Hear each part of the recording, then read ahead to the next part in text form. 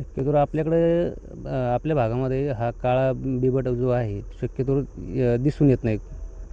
पण ते काय होतं आहे जेनेटिक प्रॉब्लेममुळं हार्मोनल्स जे अनबॅलन्स वगैरे होते त्यामुळे त्याचा कलर हा ब्लॅक होतो आहे पूर्ण. त्यामुळं कदाचित असण्याची शक्यता नाकारता येत नाही. आता इथे स्थानिक ग्रामस्थ असतील किंवा ऊसतोड कामगार असतील यांच्या सांगण्यावरून त्याची हाईट वगैरे थोडीशी मॅच होती. म्हणजे ते जे सांगतायत की बाबा साधारणतः 3 फूट 4 फुटाचा आहे, त्या हिशोबाने ते सांगतायत. तर मग त्या अंदाजावरून असं वाटतं की सदृढ असू शकतो. याच्यापासून मनुष्य प्राण्याला कितपत धोका आहे म्हणजे?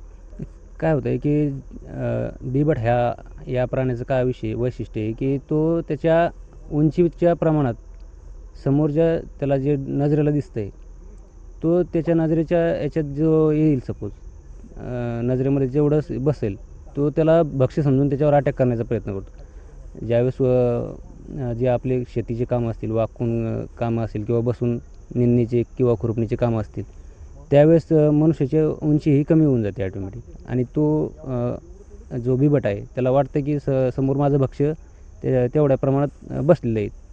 त्यावेळेस असे अनावधानानं ह्या घटना घडतात. असे समोरासमोर अशा क्वचित घटना घडतात की जे एखाद्या वेळेस क्रॉस होतो आहे बिबट्या, त्यावेळेस इकडनंही माणूस येतो आहे आणि एखाद्या वेळेस क्रॉसिंगला आला आहे त्यावेळेस अचानक स्वतःच्या जीवाला काहीतरी धोका आहे असं कळून तो अटॅक करण्याचे चान्सेस असतात.